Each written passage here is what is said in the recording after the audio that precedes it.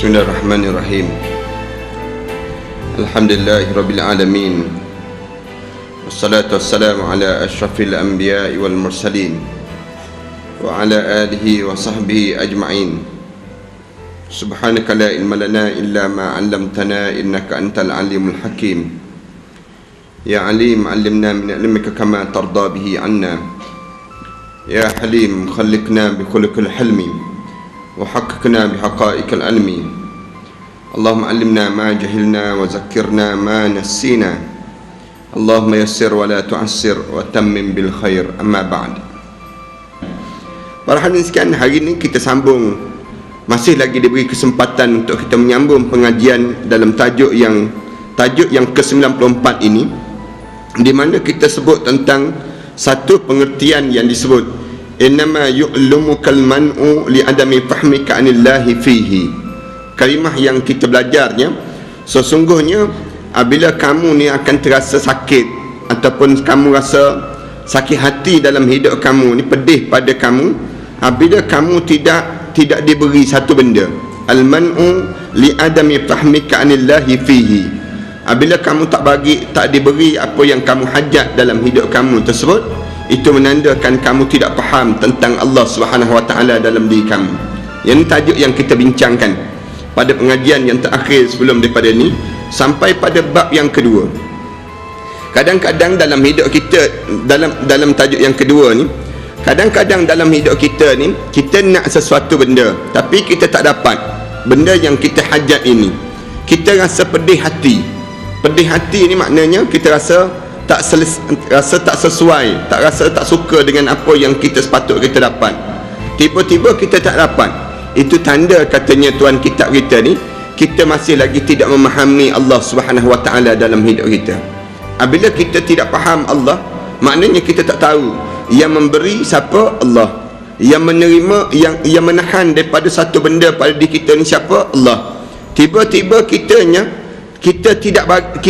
rasa pedih hati apabila tak dapat yang dihajati. Kita rasa tak suka ataupun kita rasa tak sesuai pada diri kita ni, itu tanda kita ni masih lagi kekurangan ilmu tentang Allah Subhanahu Wa Taala, ataupun tak faham tentang apa yang diciptakan oleh Allah. Maknanya kalau senang-senangnya, kalau istilah kita sebut, tanda kurang iman lah. Orang yang masih kurang iman dalam jiwa dia, tatkala mana dia tak dapat apa yang dia hajat, tiba-tiba dia rasa tak suka, maka tanda kamu ni masih lagi kurang iman dalam diri kamu. Kerana orang yang kuat iman dia, orang yang ada iman dalam hidup dia, sama ada yang didapat satu pemberian daripada Allah. Yang baik datang daripada Allah, yang buruk pun bagi diri kitanya tak suka dengan diri kita ni pun, semua datang daripada Allah. Yang baik dan yang buruk itu kita letakkan semuanya datang daripada Allah. Kadang-kadang Allah nak bagi, kadang-kadang Allah tak nak bagi dalam hidup kita. Tiba-tiba pada diri kitanya ada di kalangan kita ni rasa sakit hati kalau tak dapat. Tak dapat je sakit hati, tak dapat benda yang dihajat je sakit hati. Kita buat contoh yang mudah apa dia. Kadang-kadang kita nak anak kita ni jaya dalam peperiksaan. Nak jaya dalam peperiksaan, tiba-tiba dia tak berjaya. Kita sakit hati. Kenapa kita sakit hati? Sedangkan semua ni pemberian daripada Allah. Dalam hidup kita kadang-kadang macam orang yang dia nak kerja, tiba-tiba dia masuk temuduga tak dapat, temuduga tak dapat, dia sakit hati. Kenapa kamu nak sakit hati? Semua ni susunan daripada Allah. Sepatutnya demikian, kita sebut demikian. Apa yang kita hajat tiba-tiba tak dapat, yang dihajati tak dapat dalam hidup kita, lalu kita sakit hati ni, tanda kamu tidak faham lagi tentang Allah. Tapi kalau kamu faham tentang Allah, ataupun kamu mengerti tentang hakikat yang bagi, yang menahan, semua ni pemberian daripada Allah, maka kamu ni seorang yang dipanggil orang yang memahami tentang Allah Subhanahu Wa Taala. Ini disebut li'adami fahmika anillahi fihi.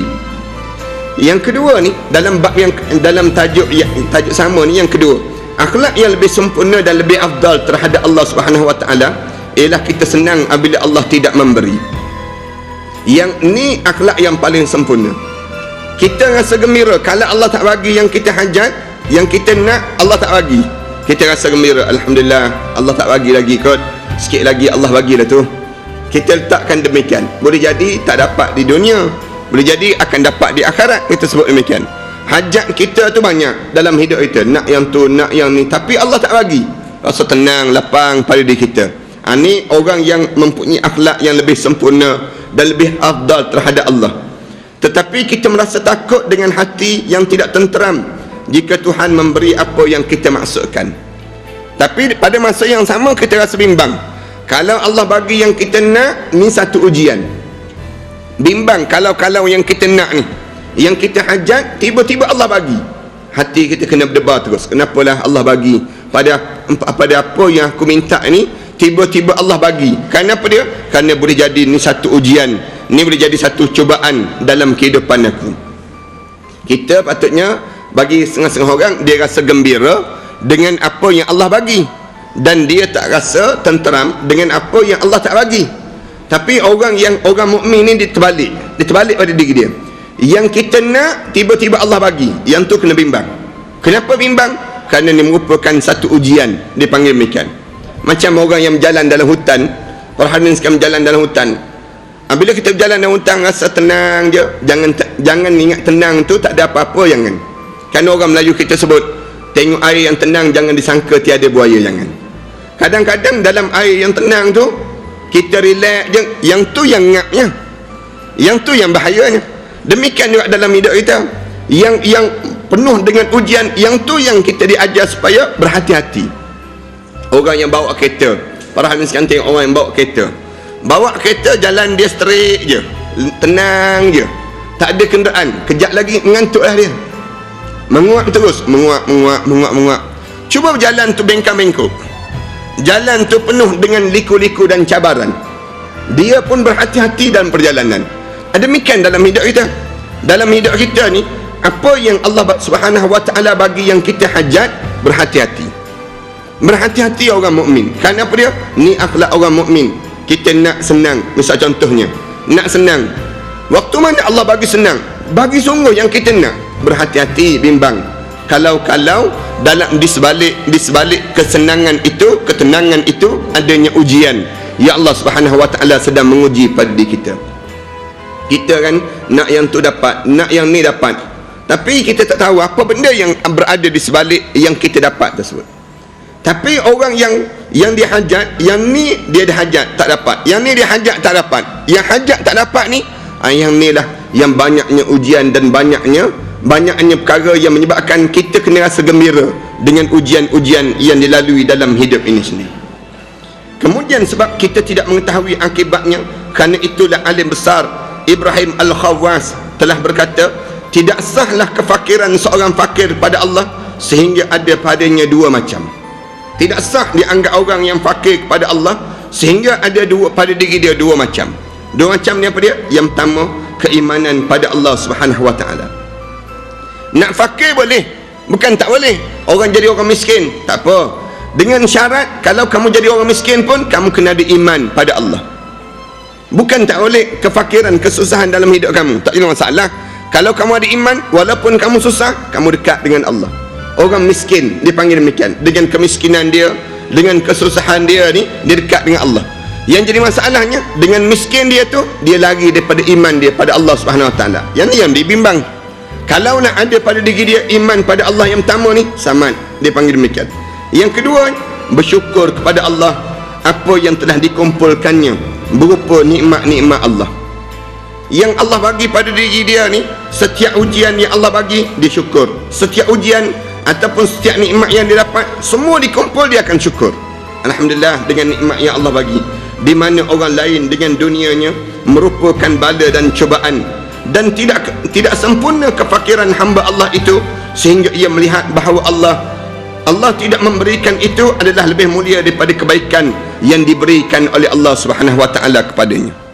Kadang-kadang kesusahan yang ada pada diri dia, dia rasa tak apa. Dengan susah, maka aku lebih dekat dengan Allah. Dengan susah, aku tidak lupa pada Allah Subhanahu wa taala dan semakin hampir dengan Allah Subhanahu wa taala ini sendiri. Para hadirin sekalian, anda baru sampai daripada Vietnam pukul 3 pagi tadi.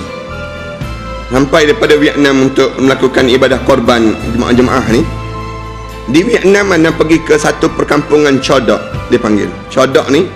Nak sampai di kampung itu, turun di Ho Chi Minh, kemudian turun di Ho Chi Minh kapal terbang tu, naik kereta, naik kenderaan ni lebih kurang 8 jam lagi untuk sampai tempat itu. Daripada Ho Chi Minh tu pukul 12 tengah hari sampai lebih kurang pukul 10 malam. Sampai lintas lebih kurang duk bilang sungainya lebih kurang 87 biji sungai, 87 batang sungai, 80 biji pula, 87 batang sungai. Lintas ni nak sampai naik 3 kali feri naik sampai di Chodong. Satu kampung orang Islam ada lebih kurang 27 buah masjid. Anda diberitahu demikian. Ada lebih orang Islam di kawasan itunya seramai lebih kurang 40,000 ke begitu. Yang terakhir diberitahu 40,000 orang Islam. Tapi anda tengok ramai sangat dah buat ibadah korban. Untuk tahun-tahun depan tak payah buatlah dekat sana, cari tempat-tempat lain pula lah. Kerana korban ni banyak sangat. Masa tempoh korban 3-4 hari je. Yang anda bawa ni, yang jemaah-jemaah bagi ada lebih kurang 8 ekor lembu. Tapi orang Singapura, orang Islam Singapura datang 65 ekor terus. 65 ekor. Kita bawa 9 ekor. Walaupun mana sekalipun nak sebutnya banyak. Orang susah, memang ada yang susah. Yang susah sangat ni. Yang susah ni sampai gantung daging-daging lembu, daging korban yang kita bagi tu, dia salai, digantung. Tak ada peti ais. Peti ais tak ada, dikeringkan. Boleh makan selama setahun. Makanan yang dia gantung. Dan Ana uploadkan dalam Facebook Ana tu. Ana tunjuk bagaimana kesusahan orang-orang di sana. Ada jemaah yang bagi duit fidyah pun Ana bagi sumbangan beras dan sebagainya. Kita beli beras dan kita bagi pada mereka. Susah mereka, tapi dalam masa yang sama masjid ada, surau waktu mana azan kedengaran. Cuma ada masalah satu lah, sampai kerana budaya mereka ni budaya karaoke dia panggil. Walaupun pergi buat kenduri dan sebagainya, kadang-kadang katanya orang kampung kawasan tu pun dia kata tu imam pun karaoke juga dia semua. Yang ni yang jadi satu benda, yang jadi satu tabiat di kalangan mereka di sini. Susah, dalam keadaan susah orang Islam di sana. Rumah memang tak ada bilik langsung. Rumah yang tak ada bilik. Daripada datuk, bapa, anak tinggal satu tempat. Anak tak tahu, anak tak boleh bayang dia dapat anak macam mana. Cuma nak sebutnya gambaran dalam rumah yang tak ada bilik. Satu rumah yang kira-kiranya orang Vietnam, Melayu campur dia tak ada bilik. Rumah dia gaya dia tidur di ruang tamu begitu je. Ini satu benda yang pelik juga. Tapi nak sebutnya gambaran dalam keadaan sebegini, orang Islam susah mereka tidak tergoyang akidah mereka. Maknanya orang kita ni, kita kena rasa bahaya kita dapat nikmat yang banyak. Dalam nikmat yang banyak, takut-takut dalam nikmat ini ada perangkap. Kalaulah kita dapat nikmat, Tuhan kita ajar macam mana? Tuhan kita ajar, dia kata, kalau kamu dapat nikmat, kamu kena bimbang. Adapun kalau kamu diuji oleh Allah, kamu kena rasa seronok pada diri kamu dengan ujian yang kamu tak dapat. Bila kamu tak dapat, kamu kena rasa gembira pada diri kamu. Yang kenapa dia tak dapat lagi? Boleh jadi Allah tak bagi lagi. Boleh jadi Allah tak bagi lagi. Tapi bila Allah nak bagi, Allah akan bagi, akan datang dalam hidup kita. Satu doa jangan berhenti. Orang mukmin ni, orang yang hidup dia berdoa, ya Allah, kalaupun aku tak dapat di dunia, jangan aku terlepas di akhirat. Tak dapat nikmat nilai dunia, tapi yang aku kena dapat di akhirat, ya Allah, nikmat yang besar di akhirat yang Allah sediakan. Jangan rasa pedih hati, jangan rasa bimbang, jangan rasa susah hati, jangan. Kerana dunia ni bukan untuk orang mukmin. Rasulullah sallallahu alaihi wasallam sebut, ad-dunya sijnun lil mu'min wa jannatul lil kafir. Dunia ni penjara bagi orang mukmin dan bagi syurga bagi orang kafir. Kalaupun tak dapat dengan dunia, kamu kena rasa pada diri kamu ni satu benda yang Allah Subhanahu Wa Taala nak tunjuk sayangnya dalam kehidupan kamu ni.